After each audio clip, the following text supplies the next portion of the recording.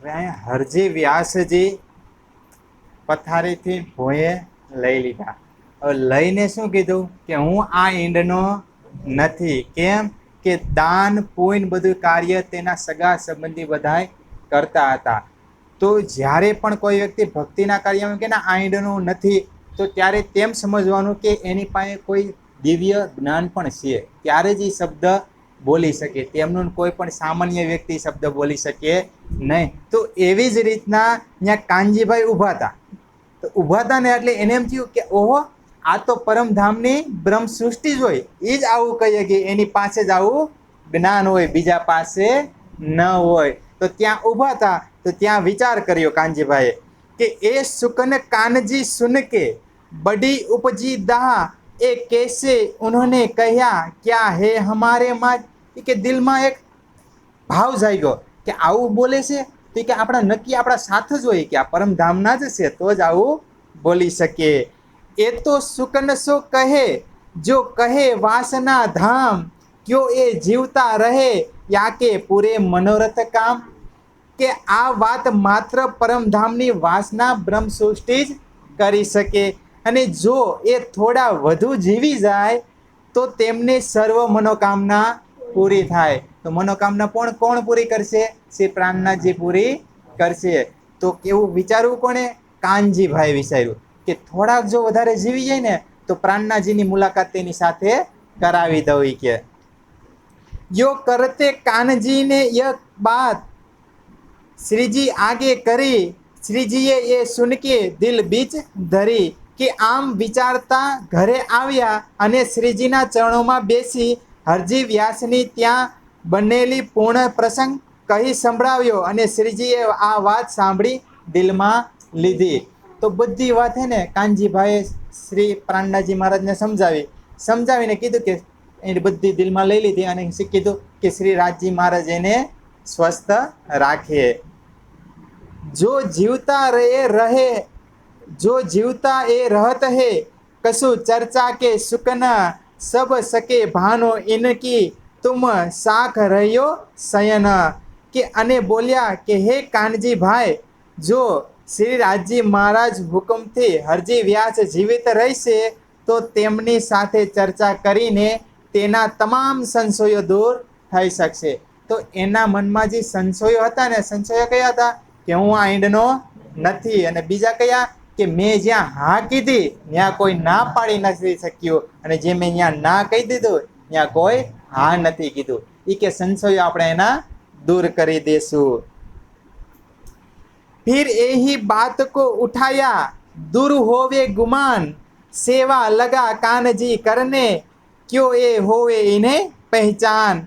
કે ત્યારે કાનજીભાઈએ ફરીથી કહ્યું કે હા, હરજી વ્યાસનો ગુમાન તો તૂટવું જ જોઈએ, કે એની અંદર જે ગુમાન છે ને એ તૂટવું જોઈએ જ. કે અને ત્યારે શ્રીજીએ કહ્યું છે કે તમે એ બાબતની ચિંતા ના કરો.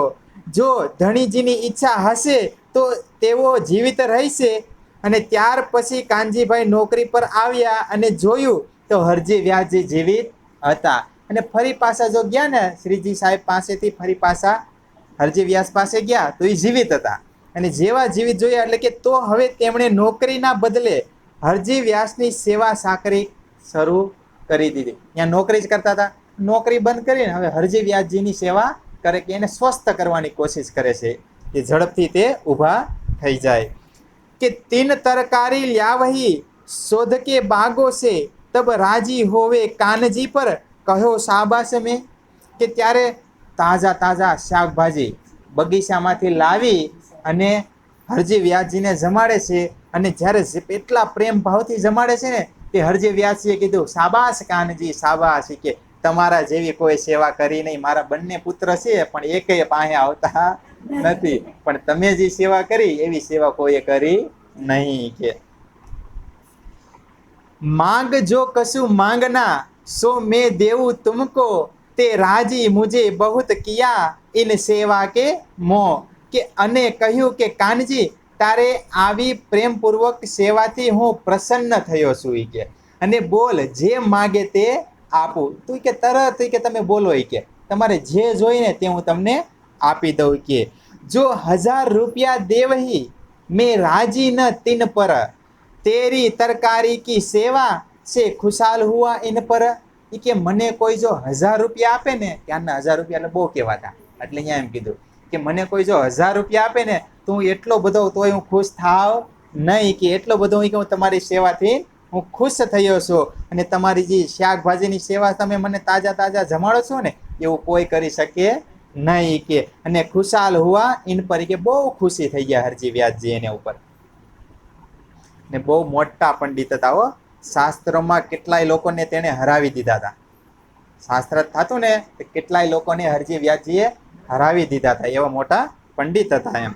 કે તબ કહ્યા કાનજી ને मैं मांगूंगा आगे तुमसे, तुम तो मोको देवोगे जो है मेरे मन में. કે કાનજીભાઈ બોલ્યા કે હે વ્યાસજી, પહેલા આપનું સ્વાસ્થ્ય ઠીક કરો, અને પછી મારા મનમાં જે પણ હશે ને તે હું તુરંત માગી લઈ, અને મને ખાતરી છે કે તમે ના પાડશો નહીં, કે ત્યારે હું તમે માગી લઈ, તમે પહેલા સ્વસ્થ થાઓ. યો કરતે નિત્યાને હોવે બહુત રાજી, तब कांजी सो फिर कह्या तेरी क्या करो कार शाही. કે આમ દિન પ્રતિદિન ઉત્તરોત્તર હરજી વ્યાસજીની તબિયત સુધરતી જાય છે, અને તે વધુ ને વધુ ખુશ થતા જાય છે, અને અવારનવાર કાનજીને કહે છે, બોલ તારે સેવાના બદલામાં તને શું જોઈએ છે. જેમ જેમ સેવા કરતા જાય ને એમ કહે છે, તું માગી લે તરત, કે તારે શું જોઈએ છે, સેવાના બદલે શું જોઈએ છે. તો કાનજીભાઈ વારે વારે કહે છે કે મારો સમય આવશે એટલે હું માગી લઈ, મારો સમય આવશે એટલે હું માગી લઈ. અને તબ કાનજી બોલ્યા મેં માગત હો એક વસ્તુ. ત્યારે કાનજીભાઈ પછી કીધું, સારું કે હું એક વસ્તુ માગું છું. એક સાધુ કો સુનાવો ચર્ચા વહી પાઉં મેં કષ્ટ. કે એક સાધુ મહાત્મા એ કે છે મારી પાસે સબ જાણ પહેચાનમાં, કે તમે એને ચર્ચા સંભળાવો, કે મારે એ જ માગવું છે તમારી પાસે. તે શાબાશ કાનજી તુમકો ક્યાં તુમ માંગ્યા મુझसे, એક તે રાજી કિયા સેવા મીને ફિર ચર્ચા સોનાવને. કે શાબાશ કાનજીભાઈ શાબાશ, કે એક સેવા કરીને તમે મને કે રાજી કર્યો, તાજા તાજા શાકભાજી જમાડીને, અને બીજી બાજુ એ કે ચર્ચાની વાત કરી. એની વાત કરી, માગ્યું તોય શું માગ્યું, કે એક સાધુ મહાત્માને ચર્ચા સંભળાવવાની છે. જે કોઈ પંડિત હોય, કથાકાર હોય, કોઈ પણ વ્યક્તિ, તો એને ચર્ચા કરવાનું કે એને બહુ મજા આવે. કેમ કે એનો આનંદ જ ભક્તિ ભજનમાં જ હોય છે. એટલે કે એ જ માગી લીધું, એટલે કીધું કે મને ખૂબ જ આનંદ થયો છે. હે બુલાવો સાધવે કહા હે મેરા ચર્ચા સુનાવે તાહે, મેં તો બહુત રાજી ભયા જો કોઈ એસા આહાર પહોંચાવે. કે હું જાઉં તે સાધુ મહાત્માને બોલાવી લાવો, કે હું તેમને ચર્ચા સંભળાવીશ. હું તમારી ભાવનાઓથી ખૂબ જ પ્રસન્ન છું, કારણ કે આ રીતે ચર્ચા કરવાનો પ્રસંગ ઉપસ્થિત કરીને તે તો મારી આત્માને પણ ખોરાક મળશે. કે મારી જે આત્માને ખોરાક જોઈશે ને તે પણ મળશે. હવે અહીંયા હરજી વ્યાસજી અને શ્રી પ્રાણનાજી મહારાજ સાથેનો બેનો મિલાપ થાય છે, એટલે અહીંયા ખાસ ધ્યાન દઈને વાત સાંભળવી. આ જે વાત થશે ને એ ક્યાંની શ્રીમદ ભાગવત ઉપર ચર્ચા હાલશે, અને શ્રીમદ ભાગવત ઉપર ચર્ચા હાલશે ને એટલે ત્યાં હરજી વ્યાસજીમાં કહેવત નથી ને, હરજી વ્યાસજી શું કહેતા હતા કે મને કોઈ હા કહી દીધી તો ના ન પાડીએ. કે એ અહીંયા એનો ખુલાસો થાય છે, તો એ કહે છે હવે મને આમાં સમજાતું નથી, જો ધ્યાન નહીં દઈ ને તો આપને કાંઈ સમજાય છે નહીં. હરજી વ્યાસજીને ન સમજાણું ને આપને નહીં સમજાય, પછી પ્રાણનાજી તો સમજાવતા હોય છે કે આનો ઉકેલ કેવી રીતના થાય છે. तब कांजी ने श्रीजी सो कराई दिया मिलाप, मिलते ही सुख उपज्या करने चर्चा लगे आप. તુરંત કાનજીભાઈ ઉપડ્યા અને શ્રીજીને બોલાવ્યા, અને હરજી વ્યાસજીને ત્યાં આવ્યા, અને બંનેની મુલાકાત કરાવી આપી, અને શ્રીજીના દર્શનની તેઓ ખૂબ જ આનંદથી થયા અને વાર્તાલાપ કરવા લાગ્યા, અને મિલાપ કરાવી દીધો હરજી વ્યાસજીનો અને શ્રી પ્રાણનાજી મહારાજનો મિલાપ કરાવી દીધો, અને બંને ખુશ થયા. હવે આ પ્રાણનાજી છે ને, હવે કોઈ વ્યક્તિ હોય ને તો કોઈ એને મહાપુરુષ સમજે, શું સમજે, કોઈ સાધુ સમજે છે, અને કોઈ એમ કે કોઈ ભક્તિવાળા છે, એટલે સામાન્ય રીતે ઘર બાર હોય કે નહીં એટલે સામાન્ય રીતે સમજે. પણ હકીકતમાં એ નથી સાધુ કે નથી સંત. પ્રાણનાથજી કોણ છે? સ્વયં શ્રી કૃષ્ણ છે. કોણ છે? સ્વયં અક્ષરાતીત. એનું અહીંયા ભાવાર્થ સમજાવી દઉં. અહીંયા હું જરાક એનો ભાવાર્થ સમજાવી દઉં. હુકામે શ્રી કૃષ્ણ કહેવાય કે આ જે વાત છે એમાં કીધું છે ને વાણીની અંદર કે બ્રહ્મા વિષ્ણુ મહેશને ખબર નથી. કોટી કોટી બ્રહ્માંડ કે કરતા જપ તપ ધ્યાન લગાવે, ના જાને કોન પુણ્ય છે જસોમતી ગોદ ખેલાવે. એ કે બ્રહ્મા વિષ્ણુ મહેશે મોટી કેટલા વર્ષો તપસ્યા કરી, એને આ વાતની ન ખબર પડી તો પ્રાણનાથજીને કેવી રીતના ખબર પડી ગઈ? વિચારવા જેવી વાત છે ને. તો બ્રહ્મા વિષ્ણુ મહેશને ન ખબર પડી તો પ્રાણનાથજીને કેમ ખબર પડી ગઈ? તો એને કોઈ સાધુ સંત સમજવા નહીં, સ્વયં પરમાત્મા હતા એટલે એને ખબર હતી. તો ઘણા સંત થઈ ગયા ને આ જગતની અંદર મોટા મોટા, તો એને ન ખબર પડી. કેમ ન ખબર પડી? એ સાધુ સંત મહાત્મામાં આવતા હતા, પણ પ્રાણનાથજી છે ને સાધુ સંત મહાત્મામાં નથી આવતા, એ સ્વયં પરમાત્મામાં આવે છે. એ બ્રહ્મ લીલા થાય છે. કઈ લીલા થાય છે? જે બ્રહ્મ હોય એને બધી ખબર હોય. શ્રી કૃષ્ણ પરમાત્મા આવ્યા વ્રજની અંદર, બધી ખબર હતી ને, કાંઈ પણ કાંઈ કરવું પડતું હતું, બધા ઈશારા ઉપર હાલતું હતું. પણ અહીંયા એમ જ હાલે છે. પણ અહીંયા કેવી રીતના હાલે છે કે એક વ્યક્તિને બીજા વ્યક્તિની શોભા આપવાની છે. બધી પ્રાણનાથજીને શોભા નથી લઈ લેવાની પરમાત્માને, પણ બીજાને જાગૃત કરાવવાના છે ને, એટલે બધું કાર્ય બીજા પાસે જ કરાવશે. મારે કઈ પણ વસ્તુ જાગવાની છે તો પ્રાણનાથજી શું કહે છે? તમે માં જાઓ. કઈ મને નથી ખબર પડતી, પ્રાણનાથજી એમ કહે છે. શું કહે છે? તો આપણે એમ સમજી લેવાનું પ્રાણનાથજી નથી ખબર પડતી તો બીજા ન ખબર પડે. આપણે એમ સમજી લે બે બધી ખબર પડે છે, પણ એ મને ધક્કો મારીને મોકલે છે કે તમે જાઓ. હું એવી રીતના કહે છે. એટલે સ્વયં પરમાત્મા છે. પૂછે ખબર ઇनको કયા બસો તુમ સાથ, કયા હમ તો હે પરદેશ કે સુન્યા તુમારા મત્તા અગાધ. હવે પ્રાણનાથજી વાત કરે છે કે હરજી વ્યાસે શ્રીજીને ખબર ઉત્તર પૂછી કહ્યું કે આપ ક્યાં રહો છો? હરજી વ્યાસજીએ પૂછ્યું કે તમે ક્યાં રહો છો? તો શ્રીજીએ જવાબ આપ્યો કે હું તો એક પરદેશી છું, અને આપના જ્ઞાનનો અપાર મહિમા સાંભળી આત્મ કલ્યાણના અર્થે આપના ચરણે આવ્યો છું. એ કે આ તમારા જ્ઞાનનો અપાર મહિમા છે ને, તો આત્મ કલ્યાણના માટે હું આવ્યો છું. ને પ્રાણનાથજી મહારાજે શું કીધું? હું એક પરદેશી છું. તો આપણે કોણ છે? પરદેશી છે ને. તો દેશ ક્યાં છે? પરમધામ. આપણે ગમે ત્યાં હોય, આપણે શું કહીએ? આપણે દેશ હોય ને કે અમારે ભાઈ દેશમાં જવું, એ આપણું કહેવાય. અને બીજે જવું હોય તો આપણે ભાઈ પરદેશ જવું, એક નો કે. એટલે પ્રાણનાથજી મહારાજે શું કીધું કે હું તો પરદેશમાં છું. કીધું તમે ક્યાંથી આવો છો? ભાઈ હું તો પરદેશમાંથી આવ્યો છું, પણ મારે હવે મારા ગામ જવું છે.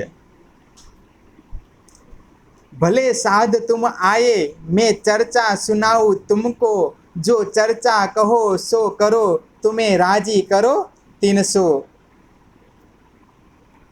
કે હરજી વ્યાસ બોલ્યા કે ભલે સાધુ મહાત્મા, સારું થયું કે આપ આવ્યા. જે ચર્ચા સાંભળ્યું હોય તે કહો, હું આપ કહો તે વિષય પર ચર્ચા કરી આપને પ્રશ્ન કરીશ. કે હું તમે જે ચર્ચા કહેશો ને હું કરીશ, તમે મને કહો કેમાંથી ચર્ચા કરવી છે.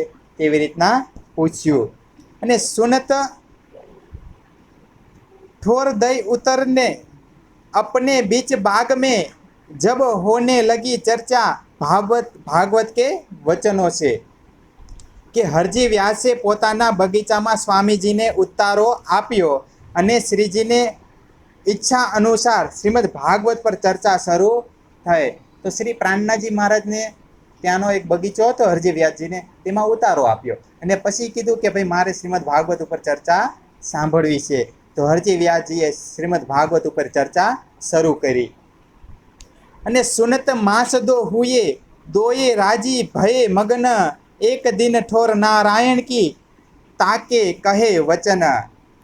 હવે આમ નિમિત્તિત રીતે ચર્ચા ચાલતી રહી. ચર્ચા ચાલુ થઈ ગઈ નિમિત્તિત રીતે. અને 2 માસ સુધી હરજી વ્યાસજી ખૂબ જ મગ્ન બનીને ચર્ચા સંભળાવી તથા શ્રીજીને પણ ખૂબ જ ધ્યાનપૂર્વક સાંભળી. 2 મહિના સાંભળી. કેટલા મહિના સાંભળી પ્રાણનાથજીએ? આપણે થોડું ઘણું આવડી ગયું હોય તો આપણે 2 મહિના કાઢી અહીંયા પાસે. આ સ્વયં પરમાત્મા બધી ખબર હતી ને, હું કરાવું તો ડાયરેક્ટ નો કહી તમારે કાંઈ વાસમાં જરૂર નથી, આમ જ છે, આપણે એમ કહી દઈએ, અગાઉ કહી દઈએ ને. પ્રાણનાથજી અગાઉ કીધું 2 મહિના કાઢ્યા. કેટલા મહિના કાઢ્યા ચર્ચા સાંભળવા? કે એ સમય આવે ને તો જ બોલે, ત્યાં લગીને અગાઉ બોલતા નથી. તો આપણે પણ ગમે ત્યાં હોય ને એ સમય આવે ને તો જ બધું કહેવાય. અગાઉ કહી દઈએ ને તો ગ્રહણ થાય નહીં. હવે ધ્યાનપૂર્વક સાંભળી, હવે કોણે શ્રી પ્રાણનાથજી મહારાજે ધ્યાનપૂર્વક સાંભળી 2 મહિના સુધી. કેટલા મહિના સુધી? એ કેવા પંડિત છે કે પ્રાણનાથજીને 2 મહિના સુધી અહીંયા બેસાડી રાખ્યા. કે ચર્ચાના એક દિવસ હરજી વ્યાસે આદિ નારાયણના અખંડ સ્થાનનું વર્ણન થયું. હવે ચર્ચા કરતા કરતા આદિ નારાયણના સ્થાનનું વર્ણન થયું. અને એક હીરેકા મંદિર તાકો બડો વિસ્તાર 84 લાખ યોજન તાકો કરો વિચાર. કે તે એક હીરાનું મંદિર છે કે જે આદિનારાયણનું ઘર છે ને ધામ, કે એ એક હીરાનું મંદિર છે અને 84 લાખ યોજનમાં વિસ્તરેલું છે. કે 84 લાખ યોજન એટલે એટલી જમીનમાં ફેલાયેલું છે કે. અને જરા આપ વિચારો તે કેટલું વિશાળ હશે. કોણ બોલે છે? આ હરજી વ્યાસ કહે છે. એહી ઠોર હે કિનકી સો મોહે કહો સુકના તબ જવાબ વ્યાસે દિયા હોય કે દિલ મગન. કે ત્યારે શ્રીજીએ પૂછ્યું, કોણે પૂછ્યું? હવે શ્રીજીએ પ્રાણનાથજીએ પૂછ્યું કે એ 84 લાખ યોજનનું હીરાનું મંદિર એ કોનું સ્થાન છે? કરી દીધો ને પ્રશ્ન હવે પ્રાણનાથજીએ. હવે બતાવો એ કે આ હીરાનું સ્થાન તમે કયો છો હશે આજે, તો એ કોનું છે સ્થાન? તો ત્યારે કીધું કે એક કૃપા કરી આપ મને બતાવશો? ત્યારે વ્યાસજીએ વિચાર મગ્ન થઈ જવાબ આપ્યો. ત્યારે કૃપા કરીને કીધું મને બતાવશો? તે વ્યાસજીએ કીધું કે હા હું તમને બતાવીશ વિચારીને. એક ઠોર અક્ષર કી लिखा शास्त्रों में तब कदमों लागे फिर कह्या एहे ठोर पाऊं तुमसे. કે એ અક્ષર બ્રહ્મનું સ્થાન છે. હરજી વ્યાસજી એમ કીધું. શું કીધું? કે એ જે હીરાનું સ્થાન છે ને મહેલ બનાવેલો એ અક્ષર બ્રહ્મનું સ્થાન છે અને એવું શાસ્ત્રોમાં લખ્યું છે. અને આ સાંભળી શ્રીજી તેમના ચરણ પકડી લીધા. પ્રાણનાથજીએ તેમના ચરણ પકડી લીધા હરજી વ્યાસજીના અને કહેવા લાગ્યા કે બસ હું એ જ અખંડ સ્થાનની શોધમાં હતો. કે આવા સુખદાયી ધામ હોય ને એની જ હું ખોજમાં હતો. હોય કે મને બતાવો. હોય કે હું આપણી કૃપાથી જ એ પ્રાપ્ત કરી શકીશ.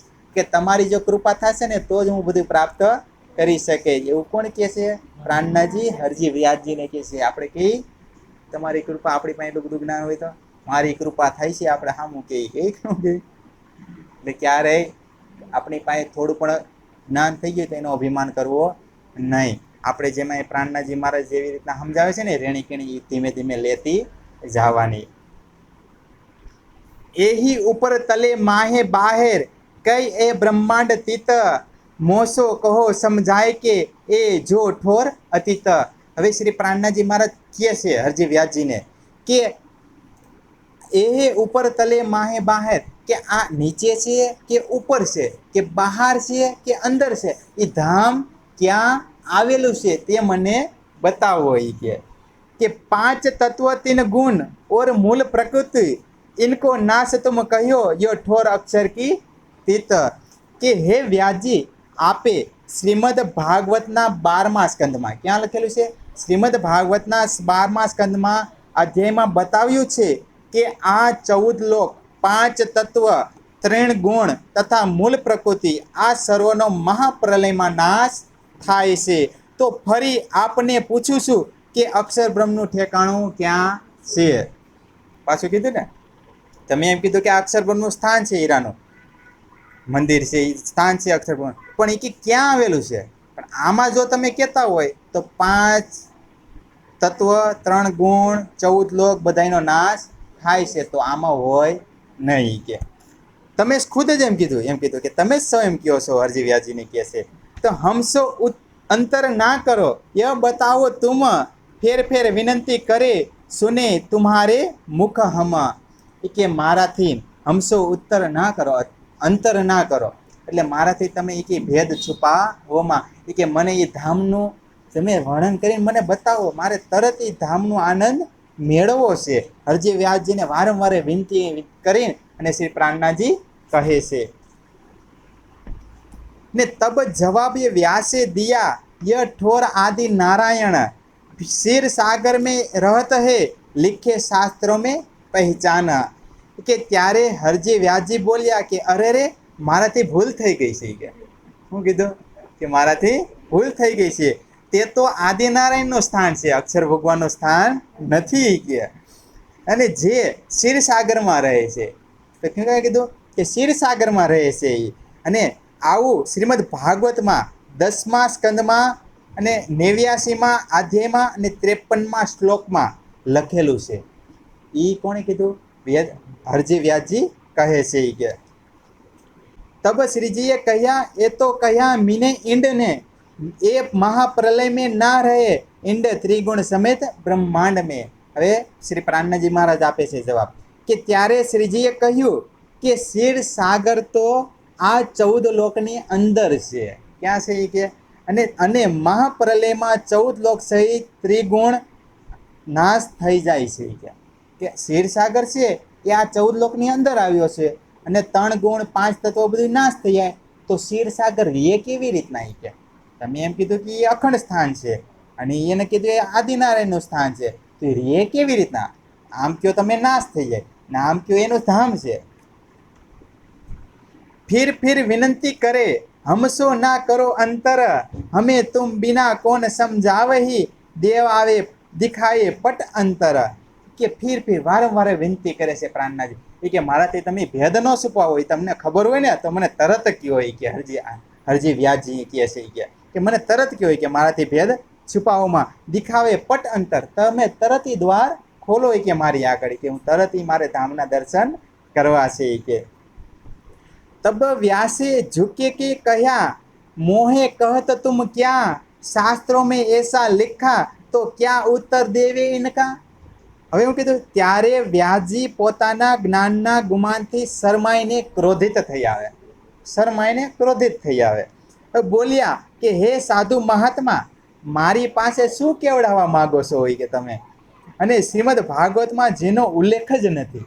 હું કીધું કે જેનો ઉલ્લેખ જ નથી તેનો જવાબ હું ક્યાંથી લાવું? કે જેનો જવાબ જ નથી શ્રીમદ ભાગવત, હું ક્યાંથી લાવું? કે અને શાસ્ત્રોમાં લખ્યું હોત તે તો આપને કઈ સંભળાવ્યું? કે જેટલું લખેલું હતું એટલું મેં તમને સંભળાવી દીધું. કે અને કયા કટુ વચન આચાર્ય જો को इनो ऐसे ही लिखे सुकन, तो मैं इत कया करो क्या निशा करो मोमीन. કે શ્રીમદ ભાગવતના રચયિતા વેદ વ્યાસજી છે. કોણ છે? શ્રીમદ ભાગવતને રચયિતા કોણે કરી? વેદ વ્યાસજીએ. અને એવું જ વેદ વ્યાસજી એવું જ લખ્યું છે, તો એમાં હું શું કરું? કે વેદ વ્યાસજીએ જ એવું લખેલું છે, તો એમાં હું શું કરું? કે આપણા પ્રશ્નોના ઉત્તર પણ ક્યાંથી લાવું? કે તમે જે મને પ્રશ્ન કરો એના ઉત્તરે ક્યાંથી લાવું? લખેલું હોય તો લાવું નહીં કે હું. એમ કહી વેદ વ્યાસજીને કટુ વચન કહેવા લાગ્યા. કે વેદ વ્યાસજીને કટુ વચન કહેવા લાગી, એને જ નથી લખ્યું તો મારો શું વાક છે? ગયા તો હું તમને ક્યાંથી કહું? એવું બધું કહેવા માંડ્યા. ને તબ કાનજી ने कहा, कसु अक्षरातीत की पूछो बात, क्या जवाब करते हैं सुने इनकी मुख विख्यात. કોણે કીધું? કાનજીભાઈ કીધું શ્રી પ્રાણનાજીને. કે ત્યારે કાનજીભાઈ શ્રીજીને કહેવા લાગ્યા કે આપ તેમને અક્ષરાતીતના સ્થાન વિશે પૂછી જુઓ. કે શું કીધું? કે જરાત અક્ષરાતીતના સ્થાન વિશે પૂછી જુઓ. કે એની કઈ ખબર છે કે નથી ખબર? કે ત્યારે કીધું કે आया जोश श्री जी को, दिया धक्का कर हाथ, क्या इनको पूछे कहा है इनमो थक्का सर के साथ. કે ત્યારે શ્રીજીને જોશ આવ્યો અને કાનજીભાઈને હાથથી ધક્કો દઈ ને બોલ્યા કે હરજી વ્યાસ જાણે છે શું? કે હવે બોલ્યા, હું બોલ્યા પ્રાણનાજી મહારાજ કે જાણે છે શું? કે હરજી વ્યાસ જો શું જાણે છે શું? જે જવાબ આપશે એ કેવળ સરનું જ્ઞાન જ લઈ અને અહંકારમાં ડૂબેલા છે. કે અક્ષર બ્રહ્માંડનું જ્ઞાન જ લઈને કે અહંકારમાં ડૂબેલા છે, અને એની જ વાત કર્યા કરે છે. કે એ તો થકા સર મેં શુદ્ધ નહીં અક્ષર, અક્ષરાતીત કી તિनको એ ક્યાં દેવે ઉત્તર. કે એમને અક્ષર બ્રહ્માંડને પણ પૂરી ખબર નથી. કે અને અક્ષર વિશે એક શબ્દ પણ જાણતા નથી, અને અક્ષરાતીતના જ્ઞાન સંબંધને જવાબ આપી કેવી રીતના શકીએ કે જેને પૂરી ક્ષરની નથી ખબર, અને અક્ષરની તો વાત જ શું કરવી કે, અને એમાંય પાછી કે અક્ષરાતીત નહીં, એનો જવાબ હું આપીએ કે કાંઈ આપી શકે નહીં કે जब ऋष करके कहा जब ऋष करके कहा श्री जी ने सुकन तब व्यास के शुद्ध गई ए है बात शयन કે જ્યારે શ્રીજીએ ખીજાઈને આવેશમાં આવીને અક્ષરાતીત વિશે કહ્યું ત્યારે હરજી વ્યાસ અહંકાર તૂટ્યો. ક્યારે તૂટ્યો? ખીજાઈને જ્યારે કીધું ને કે તમને અક્ષરની અક્ષરાતીતની કંઈ ખબર છે કે ખાલી અક્ષર બ્રહ્માંડની જ ખબર છે કે, અને એની પૂરી ખબર નથી, ખીજાઈને કીધું ત્યારે કે તેમનો અહંકાર તૂટ્યો.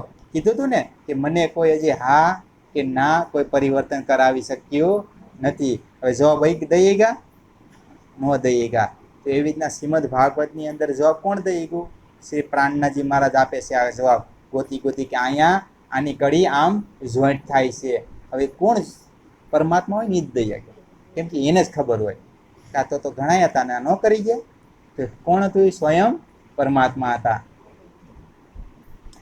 પછી કીધું કે અહીંયા જેની સાક્ષી હરિવંશના ભવિષ્ય પર્વના 4થા અધ્યાયમાં અને 21 અને 22ના શ્લોકમાં છે.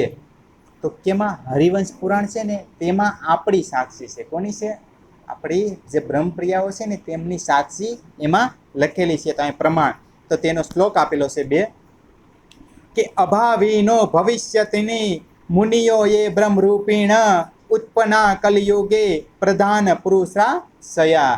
શું કીધું? અભાવીનો ભવિષ્ય કે ભવિષ્યમાં કે એ બ્રહ્મોની પ્રગટ થવાના છે 28ના કલયુગની અંદર. ક્યારે એ પ્રગટ થવાના છે? કલયુગીય પ્રધાન પુરુષા સયા એ કે સ્વયં પરમાત્મા સાથે બધા એ ઉતરશે કે. અને ક્યારે ઉતરશે? 28ના કલયુગમાં ઉતરશે. અને કથા યોગન તાન સર્વાન પૂજ્યસ્ય નિત્ય માનવા યસ્ય પૂજા પ્રભાવીન જીવ સૃષ્ટિ ઉદારમણ કે કથા એ જે પારબ્રહ્મ આવશે, બ્રહ્મ મુનિઓ આવશે ત્યારે તેમની કથા સાંભળવા બધાય આવશે. એ બધા વ્યક્તિ જીવ સૃષ્ટિ, ઈશ્વરી સૃષ્ટિ અને બ્રહ્મ સૃષ્ટિ બધાય આવશે. અને યસ્ય પૂજા પ્રભાવીન જીવ સૃષ્ટિ ઉદારમણ અને સાથે સાથે કે જીવ સૃષ્ટિનો પણ ઉદ્ધાર થશે. એ જ્યારે બ્રહ્મમુનિ પ્રગટન થશે ને ત્યારે. અને એમ કીધું કે જ્યારે એ બ્રહ્મમુનિ પ્રગટ થશે તો તેમની નિશાની શું? કોને કહેવાય બ્રહ્મમુનિ? ખબર કેમ પડશે બ્રહ્મમુનિ છે? તો ત્યારે એક જ પરમાત્માની આરાધના કરતા છે ને એ જ બ્રહ્મમુનિ છે, બાકી કોઈ નહીં હોય. ચોખ્ખા શબ્દમાં પ્રાણનાજી મહારાજે કીધું છે કે એના દિલની અંદર શું કીધું કે પતિવતા નારીની જેમ સેવીએ ત્યારે પહોંચે તે 7 ધામ. એમનું ને આપણે ધામ પહોંચી શકશું ને. તે બ્રહ્મમુનિ કેવાય છે કે પ્રતિવતા ભક્તિ કરતા હોય છે, એક પરમાત્માને આરાધના કરતા હોય છે, બીજાનો કોઈનો આશરો નહીં હોય. કેમ ન હોય? કે એને ખબર છે કે પરમાત્મા એક જ હોય છે, અનેક હોતા નથી, કે એને જ બ્રહ્મમુનિ કહેવામાં આવ્યા છે. અને બીજા બધા જીવ સૃષ્ટિ, ઈશ્વરી સૃષ્ટિ એમાં ગણાવવામાં આવે છે. ને તબ શ્રીજીએ કહ્યા સુનો વ્યાસ વચન જો મેં આયા તુમસે સુનને ચર્ચા કે સુકન. ત્યારે શ્રીજી બોલ્યા કે હે વ્યાસજી, કાન ખોલીને સાંભળી લો, હું આપની પાસે ચર્ચા સાંભળવા આવ્યો નથી. હું તમારી પાસે કઈ ચર્ચા સાંભળવા નહોતો આવ્યો હોય કે હું, એ તો માત્ર આપની સાથે મુલાકાત કરવાનું એક બહાનું હતું કે, એક બહાનું જ હતું કે મુલાકાત કરવાનું. તુમ વચન અત સમયે કહે થે મુખ થે મેં નહીં ઇન ઇંડકા ક્યાં દાન કરો મેં. કે તમે યાદ કરો કે તમે શું બોલ્યા હતા કે જ્યારે ભોંયે હતા તમે, ત્યારે તમે મૃત્યુના સમયે હતા તમે, ત્યારે તમે શું બોલતા હતા કે હું આ ઈંડનો નથી, કે તમે દાન પુણ્ય ન કરો, આ બધું યમરાજનું ઘર છે એ કે દાન પુણ્ય છે ને કે મને એમાં તમે ન નાખો એમ કહેતા હતા ને કે તમે. તો એટલા માટે કે તમે ત્યાં પછી બીજું એવું કીધું મને કોઈ હા કે ને તો હું એને મેં જેને હા કહી દીધી ને એને કોઈ ના ન કહી શકે, જેને ના કીધી એને કોઈ હા ન કહી શકે. એ બંને વસ્તુ તમે કીધી હતી, યાદ કરો કે એટલા માટે હું તમારી પાસે આવ્યો છું કે ઓર જાકો મેં હા કહી તાકે ના કહી કિને तिस वास्ते गुमान भाने में मैं ભૈયા તુમ પર શયન. એ કે એવું તો મેં કે હા નાનું તો મેં શું કામ કીધું હતું કે મને બ્રહ્મ મુનિની આવવાની પ્રતીક્ષા હતી કે કેમ કે આનો ઉલ્લેખ એક જ કરીએ કે હું એમ કહી દઉં કે નહીં આ ખોટું છે રેડી છે તમે કહો છો એમ કહી દઉં તો એ કે મને આના ઉત્તર ન મળે કે હું કોકની આરે તત કરું તો જ મને એનો જવાબ મળશે ને કે નકર મને મળશે નહીં. એવી રીતના એ કે મેં એટલા માટે મેં એમ કીધું હતું. અને એ કે એક વૃક્ષનું એને કીધું કે જેમ એક ફળ લાગેલું હોય કે તો એક ફળની અંદર જે જીવડા હોય કેળનું એક ફળ છે આ કેળનું એક આમનું ઝાડવું છે હવે એની અંદર જીવડા હોય હવે બીજા કેરીની અંદર હોય એને ખબર હોય એને એક કેરી પૂરતી જ ખબર હોય કે બસ કે આપણું આટલું જ છે એ કે પણ બીજી કેરીની અંદર જીવડા હોય કે ન હોય કે એવી રીતના એ કે મને ખાલી કે એટલી જ ખબર હતી કે એક ફળ જેટલી જ કે પણ મને નહોતી ખબર આટલા બધા પણ ફળ હોય છે એ કે ખબર હોય તો અહીં કે હું કંઈક વિચારીને બોલું નહીં કે પણ મને ખબર હતી નહીં કે એવી રીતના એ કે મારું જે જ્ઞાન હતું ને એ એટલું જ હતું એક કેરી જેટલું કેટલું એ કે પણ એનાથી આગળ હતું નહીં કે हमको पढ़ाए हक ने तुमको राखे तीन जिन पर महर भगवान की गुमान जान करे रोशन કે તમને એ અક્ષરાતીત પાર બ્રહ્મે જીવિત કર્યા છે કે સ્વયં તમને કે પરમાત્માએ જીવિત કર્યા હતા એ કે અને તથા હું પણ તેમના હુકમથી જ અહીં આવ્યો છું. હું કીધું કે તથા પણ હું પણ કે તેમના પરમાત્માના હુકમથી જ અહીં આવ્યો છું. અને જેની ઉપર અહીંયા ખાસ ધ્યાન કે જેની ઉપર પાર બ્રહ્મ પરમાત્માની મહેર કરે છે. કોણ કરે મહેર? પરમાત્મા મહેર કરે છે તેનો તે સર્વપ્રથમ અહંકાર તોડે છે અને પછી પોતાની મહેર વાણીની સંપૂર્ણ જ્ઞાન આપે છે. તો પરમાત્મા જ્યારે આપણા હૃદયની અંદર પ્રેમ જ્ઞાન ઉતારવા માટે તૈયાર કરે ને તો સૌથી પહેલા આપણો અહંકાર તોડે. શું તોડે?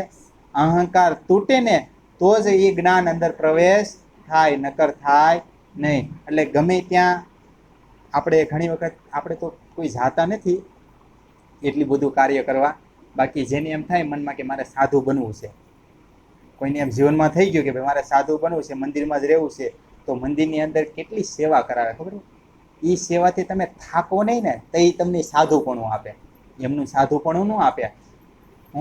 આપણે અહીંયા ઘેરે એક કામ સીંધવું હોય તો આપણે કહીએ મારે નથી કરવું આપણે એમ કહીને હાલતા થઈ જાય કે નહીં પણ મંદિરમાં હે ને 100 જણા ચિંતા હોય. કેટલા જણા ચિંતા હોય? આય કરી નાખો આય કરી નાખો આય કરી નાખો પણ એમાં કોઈ એમ ન કહે કે તમે આપણે મારે નથી કરવું એમ તો એ સાધુપણું આપને આપે ત્યાં સુધી ન આપે તો ત્યાં હું તોડે છે? અહંકાર તોડે છે કે આનામાં હું પણ ભાઈ હું ઘર મૂકીને આવ્યો તો મને અહીંયા આ કામ કરો એ તો હું ઘેરે કરતો હતો ન કરતા એવો અહંકાર રહેવો જોઈએ ને એ અહંકાર તોડાવતા હોય તો એવી રીતના જ્ઞાનનો જે પ્રવેશ હોય ને એ તઈ થાય.